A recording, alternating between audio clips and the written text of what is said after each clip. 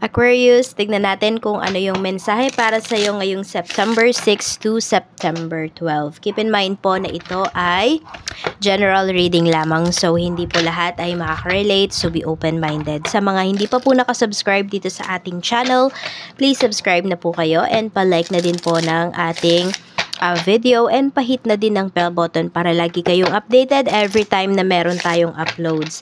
At kung gusto niyo naman pong mag-avail ang ating private readings ng ating rituals, ng ating Tiaras Bracelet, Tiaras CEA, at ang ating Tiaras Afero Manifesto, magmensahe lamang po kayo directly doon sa ating Facebook page. Yung link nandyan po sa comment section. As of this time, nasa, ayan, 66,000, hindi ba kita?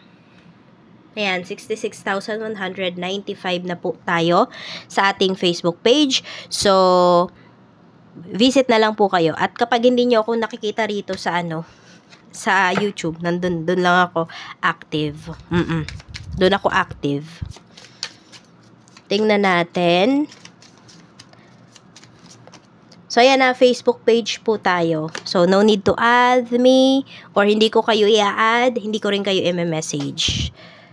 Hindi ko kayo i-message first at mag-offer ako sa inyo ng, mga services natin at pipilitin ko kayo. Hindi ako yun. Kapag may nag-offer sa inyo ng ganyan, tas sobrang Tagalog yung mga sinasabi, block nyo na yan. Hindi ako yan. So, ayan, we have talking. We have not enough. So, nakukulangan ka na ba? Nakukulangan ka dun sa atensyon na binibigay sa'yo ng person mo. Nag-uusap kayo, yes, pero parang, alam mo yun, napapansin mo, nafe-feel mo na parang hindi na siya sobrang interesado. Or pwedeng hindi na sobrang interesting yung mga pinag-uusapan po ninyo. Ayan o, may nafe-feel ka ba na there is something, meron ng ibang taong involved dito sa relationship mo with your person.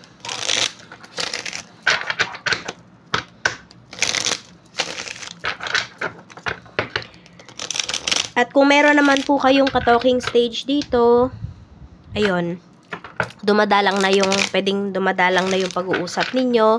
Pwede kasi na meron na siyang ibang nakakausap.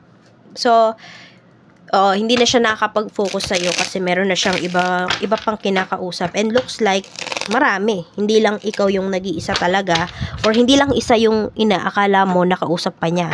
Marami. Pagdating sa friends, we have 7 of Pentacles, we have Queen of Cups, at meron tayo ditong Page of Cups. Kung merong may utang sa'yo dito na kaibigan, Aquarius, magbabayad na yan. O magsasorry yan na magsasorry sa'yo kasi pwedeng na late na yung bayad niya. So, hindi mo na din siguro inaasahan na magbabayad pa tong kaibigan mo na to. Pero magbabayad yan, nagkaroon lang siya ng problema nitong mga nakakaraan. Tapos, kung wala namang utang na issue dito na pagdating sa inyo ng friend mo, ayan, pwede magkikwento lang siya. Or parang ito, may mai-inspire, I don't know kung kayo yung mai-inspire or mai-inspire ka dito sa kaibigan mo kasi pwedeng nakapag-ipon talaga siya. I mean, hindi naman niya directly sinabi sa'yo kung magkano yung naipon niya, no? Pero yun, parang may inspire ka sa kanya kung paano siya mag-ipon, paano siya mag-handle ng kanyang finances. Sa family naman, we have Queen of Pentacles. We have the Hanged Man.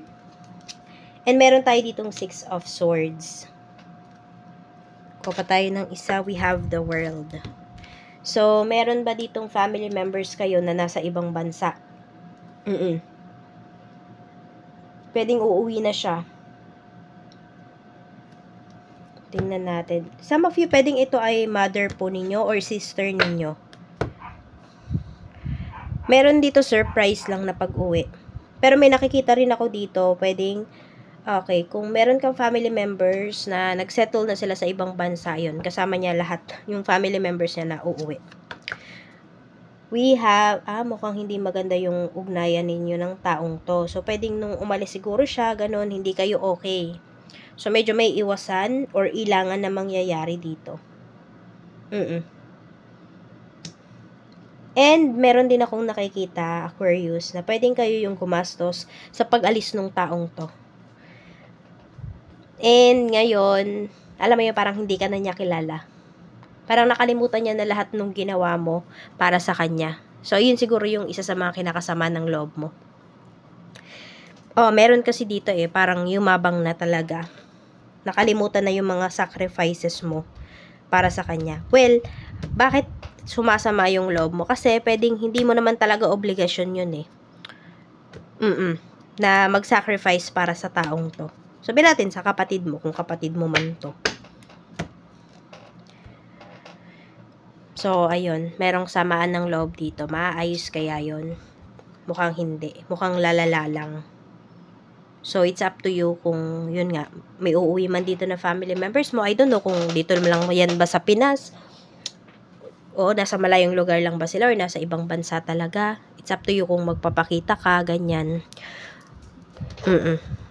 Or iiwas ka na lang talaga totally.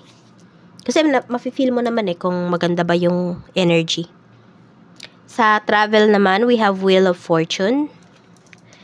5, ingat po kayo dito. May nag-aayos ba dito ng mga papers? Page of Pentacles, you make sure, no? Okay. Positive naman yung dalawang card dito. Kaya lang kasi, meron din po rito, Aquarius, na pwedeng kayo ay maloko. Kaya magdoble ingat po kayo. No? Kung kayo man ay aalis, kung kayo man ay magta-travel, yung kunwari magsisend kayo ng down payment, baka may accommodation kayo na pupunta, dun sa pupuntahan ninyo, 'di ba may tutuluyan kayo, magpa-legit check. Pa-legit check nyo muna yung yung tutuluyan po ninyo doon bago kayo maglabas ng pera. May stress kasi kayo ditong pagdadaanan. Baka kasi akalain mo, 'di ba, yung parang akala mo smooth lang yung travel mo. Tapos ayun, madami palang aberya. So, para hindi sumakit yung ulo mo, magpa-legit check ka kung saan ka man pupunta, okay ba yung place na yon, something like that. Yon. I mean, yung tutuluyan mo. Or, kung may agency naman dito, kayo kung malayuan talaga yung pupuntahan ninyo, pa-legit check nyo rin kung legit ba talaga yung agency na yon or yung tour, something na yon na pag-a-availan po ninyo. Yung travel and tours, something like that. Sa health naman, we have Ace of Wands, Knight of Wands. So, may recovery na pinapakita sa inyo dito. Yun. So, Aquarius, siguro, next week, ayan. Or this 7 days na to totally naka-heal na tayo. Totally naka-recover na tayo. So, ayan, maganda na yung pakiramdam mo dito, Aquarius. Tapos, ayun, ang dami mo na ding magagawa. Ang dami mong ma-accomplish dito na task mo this week. Kasi okay na yung health mo. Masigla na ulit kayo. Sa kaperahan, 7 of Cups. 2 of Cups. At meron tayo ditong Knight of Pentacles. Yan. So, di ba nga sabi ko sa inyo, ma-inspire kayo dito ng isang kaibigan mo kung paano mag-ipon. So, yan po. Pwedeng may mga tips siya sa'yo na ibibigay na talaga namang masusubukan mo or susubukan mo at magwo-work din para sa'yo.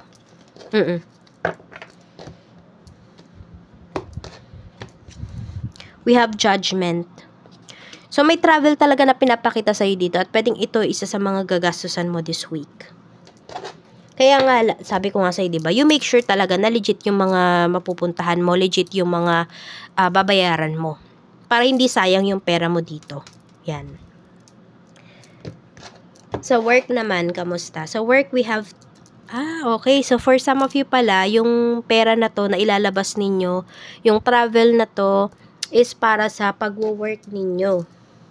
Ayun meron talagang struggle na pinapakita rito.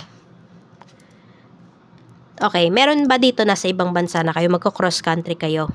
Pag-isipan nyo mo ng mabuti. Mukhang hindi maganda yung kalalagyan nyo dun.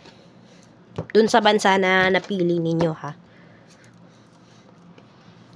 Hanap pa kayo ng mas maganda daw kung may offer na sa inyo rito.